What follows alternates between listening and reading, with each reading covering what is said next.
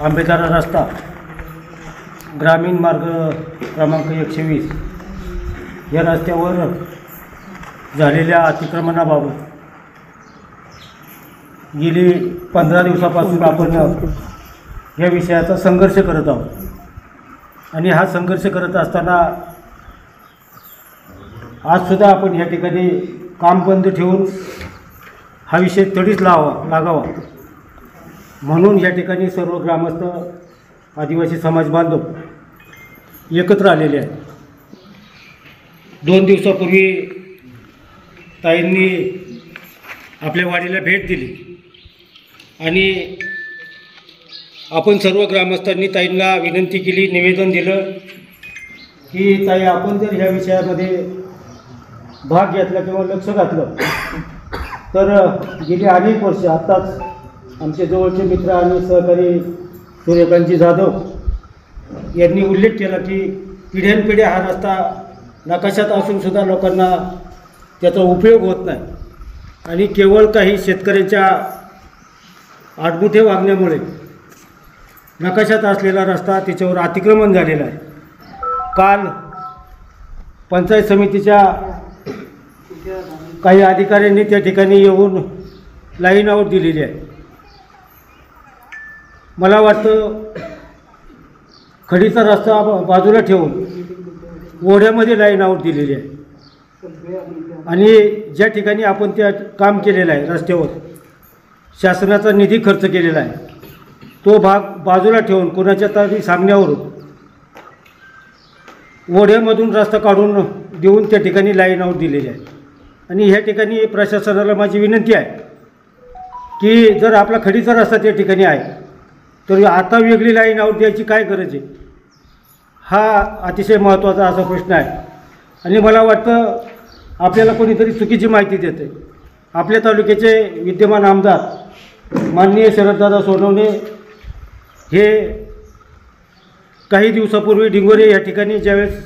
या समाजाचा मोर्चा निघाला होता, संतोष शिवाजी उकेडे ह्या कार्यकर्त्यानं रस्त्यावर येऊन आदिवासी समाजातील लोकांना दादागिरी करून त्यांना चुकीच्या पद्धतीनं वागणूक दिली आणि त्याचा निषेध करण्यासाठी हा सर्व समाज राम मंदिरामध्ये आलेला असताना त्या ठिकाणी आपल्या तालुक्याचे आमदार शरददादा सोनवणे हेही त्या ठिकाणी उपस्थित होते, तहसीलदार उपस्थित होते आणि त्यांनी 2 दिवसात या रस्त्यावरचं अतिक्रमण मोजणी करून अतिक्रमण काढतो अशा पद्धतीची भावना त्यांनी व्यक्त केलेली असताना त्या पुढील काळात त्या संदर्भात जी प्रगती व्हायला पाहिजे होती त्यामध्ये कोणतीही प्रगती झाली नाही, रस्त्याची मोजणी झालेली नाही। आणि मला वाटतं रस्त्याची मोजणी न होता त्या ठिकाणी लाईन आऊट देणं मला तरी वैयक्तिकरित्या ती गोष्ट किंवा समाजाला ती गोष्ट काल पटली नाही। या ठिकाणी बरेचसे कार्यकर्ते काल आंदोलनाच्या तयारीत होते, परंतु ताई ह्या ठिकाणी आज येणार आहेत म्हणून मी सर्वांना सांगितलं की ते जे काय अधिकारी आले त्यांना काय पुढं खुणा करायच्या त्या करू द्या, काय प्रश्न असेल तो उद्या आपण ताई आल्यानंतर निश्चितच त्या पद्धतीनं त्याच्यामध्ये लक्ष घालतील आणि आपल्या सर्वांना न्याय मिळवून देण्यासाठी ताई प्रयत्न करतील। या ठिकाणी आपल्या तालुक्याचे गटविकास अधिकारी भोईर साहेब या ठिकाणी आलेले आहेत, त्याचप्रमाणे जुन्नरचे DYSP चौधर साहेब या ठिकाणी आलेले आहेत। आपल्या सर्वांच्या लाडक्या गटनेत्या आशाताई, माजी गटनेत्या आशाताई बुचके या ठिकाणी आलेले आहेत। त्याचप्रमाणे बांधकाम विभागाचे उपअभियंता परदेश साहेब या ठिकाणी आलेले आहेत, हजारे साहेब आहेत, सर्व गांधळे साहेब आहेत, खैरे साहेब, संतोष नाना खैरे आहेत, त्याचप्रमाणे हजारे साहेब आहेत, गावकर साहेब आहेत, नायब तहसीलदार या ठिकाणी नायब तहसीलदारसुद्धा आलेले आहेत। त्याचप्रमाणे आपल्या ओतूर पोलीस स्टेशनचे लाटे साहेब या ठिकाणी आलेले आहेत। या सर्वांचं ग्रामस्थांच्या वतीनं स्वागत करत असताना आता मला वाटतं ह्या विषयामध्ये ताईंनी लक्ष घातलेलं आहे आणि ताईंची कामाची पद्धत मी काल 2 दिवसापूर्वी बोललो की ताईंनी जर एकदा एखादं काम हातात घेतलं तर ते काम केल्याशिवाय ताई स्वस्थ बसत नाही, हा ताईंचा स्वभाव आहे। आणि जे समाजाला खरोखर गरज असताना आपण काही त्यांच्या हाकेला ओव दिली, त्याबद्दल सर्व ग्रामस्थांच्या वतीनं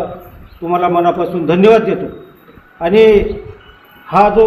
नकाशामधला असणारा रस्ता आहे, हा मला वाटतं त्याचं स्केल आहे साहेब, तर त्याची रुंदीप्रमाणे त्याची जी रुंदी आहे किंवा त्याच्यावर जे अतिक्रमण झालेलं आहे